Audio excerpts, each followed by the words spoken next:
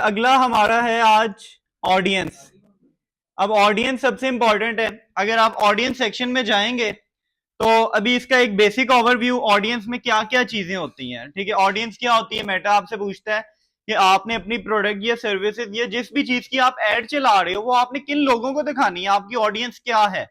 ठीक है, अगर हम बात करें एंड्रोमेटा की, कि एंड्रोमेटा के बाद आपको बताया गया है कि आपने ब्रॉड ऑडियंस रखनी है। ब्रॉड ऑडियंस क्या होती है, आपने कोई इंटरेस्ट टारगेटिंग नहीं करनी, सिंपल आपने अपनी ऑडियंस चला देनी है या एडवांटेज प्लस चला देनी है। आपने देखा होगा बहुत सारे लोगों ने इस पे वीडियोस बनाई है कि आपने ब्रॉड ऑडियंस रखनी है, आपने मल्टीपल क्रिएटिव्स रखने हैं। लेकिन अगर इसमें हम इसको एक स्टडी करें तो मेटा का एआई अभी इतना स्ट्रांग नहीं हुआ कि उसको हमारी ऑडियंस का एग्जैक्ट पता है। उसको ये पता है कि हमारी ऑडियंस क्या है, हमारा बायर्स कौन है। अब मेटा क्या कर रहा है, मेटा हमारे पैसे जाया कर रहा है। हमारे पैसों से वो अपना एआई को लर्निंग कर रहा है, उसकी एआई लर्न हो रहा है, लेकिन वो पैसे हमारे लग रहे हैं, एडवर्टाइजर के लग रहे हैं। अब भी बाद में मैं कुछ नहीं कह सकता कि आज से 2 साल बाद हो सकता है कि मेटा का एआई इतना स्ट्रांग हो जाए उसे हर किसी की ऑडियंस का पता चल जाए। लेकिन अभी फॉर एग्जाम्पल आपने एक नया बिजनेस स्टार्ट किया है, आप कोई प्रोडक्ट सेल कर रहे हो, मेटा को क्या पता कि उसकी ऑडियंस क्या है।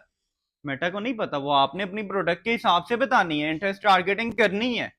और अगर आप जहां तक देखा जाए क्रिएटिव्स में, तो ये है कि क्रिएटिव्स आपके अच्छे होने चाहिए। लेकिन जहां तक है कि आपने 6 क्रिएटिव यूज करने हैं या मल्टीपल ज्यादा करने हैं, तो होगा क्या, वो एक ही क्रिएटिव पे बजट दे देगा। लेकिन ये भी आपको चीजें क्रिएटिव की समझ नहीं आएंगी, क्योंकि अभी हम सीबीओ एबीओ पे भी नहीं गए। सिंपल यहां तक समझें ऑडियंस को। अच्छा, ऑडियंस में ये है कि आपने इंटरेस्ट टारगेटिंग करनी है। अब यहां पे आ जाओ, यहां पे लिखा आ रहा है, ये जो आपकी ऑडियंस है, यहां पे एक नीचे लिखा आ रहा है further limit the reach of your add. आपने सबसे पहले इस पे क्लिक करना है। ठीक है, अगर आप इस पे क्लिक करते हो तो इट मींस आप मेटा को बताओगे कि जो मैं कह रहा हूं जस्ट उसे ही बताए, जो मैं आपको ऑडियंस दे रहा हूं जस्ट उसे ही दिखाए।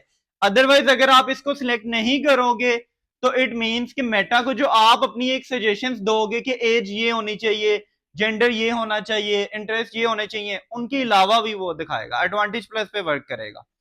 तो आपने करना है further limit the reach of your add और कंटिन्यू कर लेना है। अब आपके सामने ना इस तरह का एक इंटरफेस आ रहा है। सबसे पहले आपसे लोकेशन पूछ रहा है, उसके बाद एज, जेंडर और डेमोग्राफिक्स। सो हम इसमें सबसे पहले लोकेशन को डिस्कस करते हैं कि आपने एड कहां पे दिखानी है।